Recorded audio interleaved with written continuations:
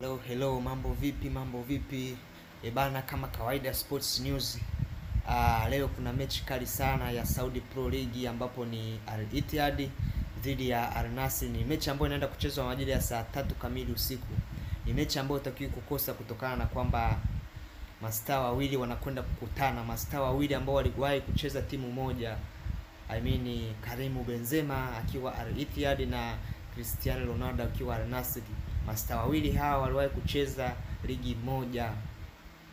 Waliwahi kucheza ligi moja huko Hispania, waliwahi kucheza La Liga na waliwahi kucheza timu moja ya Real Madrid na kutoa mataji mengi sana ya UEFA Champions League.